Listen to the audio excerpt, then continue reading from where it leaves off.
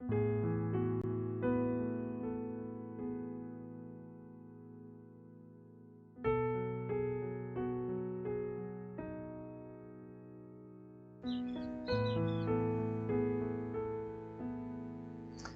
hermanos, Dios les bendiga.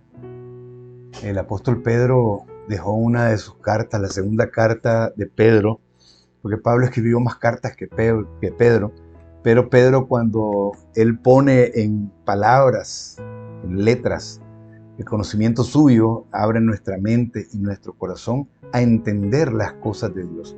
Fíjense que si ustedes leen el capítulo 1 de segunda de Pedro, ustedes se van a dar cuenta de la amplitud y la gracia, cómo se adquiere.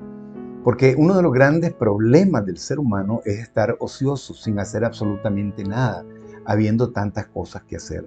Por otro lado, en contraste, hay personas que prefieren ver el televisor porque las noticias, ¿no? Hay que estar al día con las noticias, porque eh, esto es importante, la Biblia la leo después o la leo en la noche, aunque al final me quede dormido con la Biblia ahí, ¿verdad? Eh, en mi costado o en mi pecho, porque el peor momento para leer la Biblia es la noche, el mejor momento es en la mañana, en la madrugada, si es posible, comenzar a orar desde temprano y buscar la presencia de Dios para obtener la sabiduría necesaria y poder conocer a nuestro Dios. Pero si nosotros estamos ociosos, si nosotros estamos dormitando toda la vida o haciendo otras cosas, porque por ejemplo, podemos encontrar que hay personas que también se ocupan de todas las cosas y se olvidan de la palabra de Dios. Entonces, tanto estar ocioso como ser muy necio en cuanto a estar afanados haciendo algo, lo mejor es poder entender qué es lo correcto. Y les voy a leer lo que dicen, pero usted va a tener que leer porque si no, no me va a dar tiempo. Segunda de Pedro, el capítulo 1, el versículo del 3 en adelante, pero voy a leer lo que dice el Señor.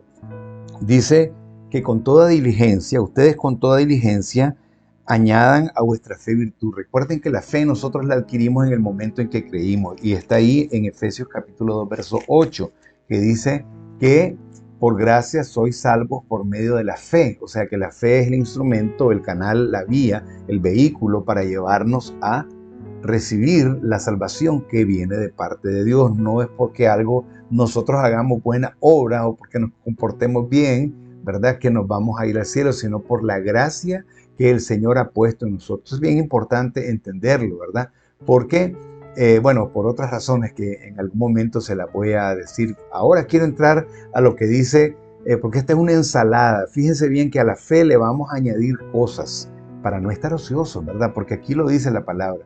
Dice la palabra del Señor que nosotros debemos de ponerle a la fe virtud, ¿verdad? Y la virtud es la disposición personal y permanente de hacer lo bueno, hacer lo correcto, actuar correctamente. Y el Espíritu Santo nos da esta capacidad, nos la da cuando habla del fruto del Espíritu. En Gálatas capítulo 5, versículo 22, él dice que estos dones, este fruto es el amor, el gozo, la paz, la paciencia, la benignidad, la bondad, la fe, la mansedumbre, la templanza. Eso está encerrado todo en lo que se llama virtud. Es lo que Dios nos ha dado y es esa disposición personal que yo tengo porque el Espíritu de Dios me la ha puesto en mi corazón, ¿verdad? Ahora, a la fe le añadimos virtud, a la virtud le añadimos conocimiento, y aquí viene la palabra importante. Conocimiento es el producto de algo que yo estudié o algo que yo experimenté, o sea que viene a través de el estudio o la experiencia. Por ejemplo, si usted me pregunta a mí, mire, ¿usted conoce Hawái? Sí, bueno, yo he visto fotos, entonces no conoce. ¿Cómo no? Conozco y sé la historia de Hawái y sé que son unas islas que están en el Pacífico y el mar es precioso. Ah, pero nunca he ido, no, pero conozco, entonces ya tengo el conocimiento, lo tengo por estudio. Me pregunta, ¿y usted conoce Jerusalén, la ciudad de Dios? Yo le voy a decir, sí, conozco Jerusalén.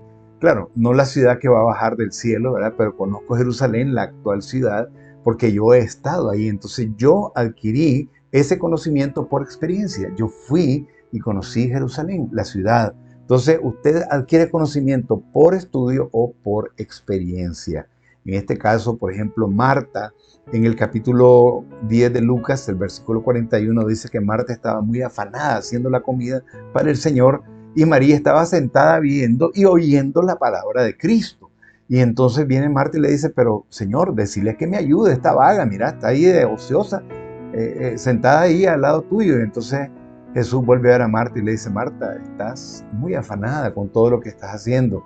Y María escogió la mejor parte, que la mejor parte, porque él le dice esta palabra, pero solo una cosa es necesaria, y eso es importante entenderlo, que de todo lo que nosotros hacemos en la vida, cada día de nuestra vida, lo más importante es la palabra de Dios. Y usted me pregunta, pero ¿será cierto? Claro que es cierto. Y eso que solo le damos una pequeña parte de nuestra vida. ¿Cuánto tiempo leemos la Biblia cada día?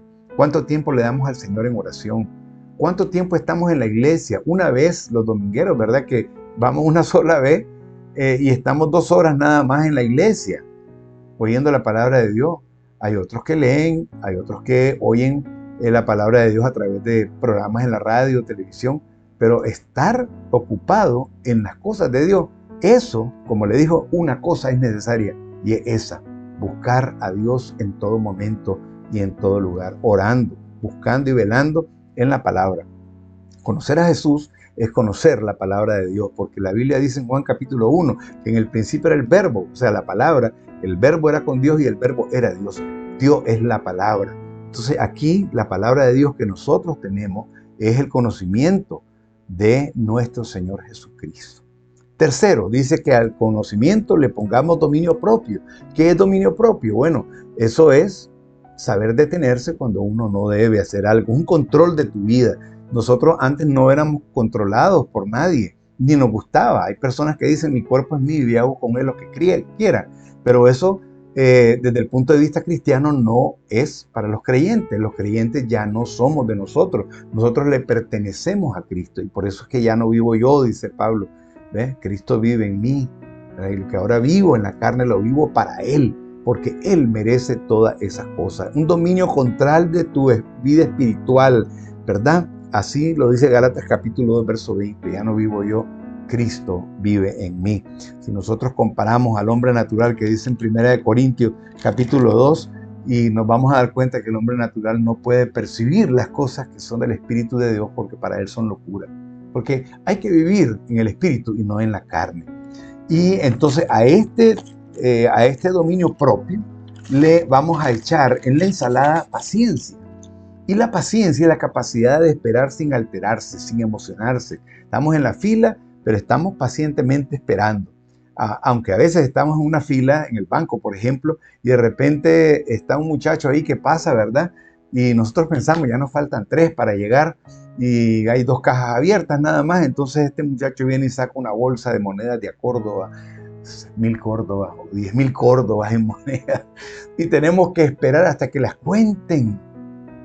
O que la otra se desocupe, pero la otra está también con las cuentas de empresas y tiene un ruma de billetes y está contando. Y entonces mi paciencia comienza a debilitarse. Y puede ser que diga, voy a venir otro día, o voy a venir luego, o voy a venir más tarde, como sea. O puede ser que yo diga, bueno, apúrense esas cajeras. ¿Por qué no se apuran? Porque mucha gente reacciona de esa forma. Entonces la paciencia es bien importante en la vida del cristiano porque eso determina nuestra forma de amar a Cristo. Si nosotros somos de Cristo, pues seamos como Él fue. Con mucha paciencia. Proverbios capítulo 14, versículo 29 dice que el que es paciente muestra gran discernimiento. En cambio, el que es agresivo muestra mucha insensatez. Y por eso es que el testimonio de Cristo es importante en nuestras vidas.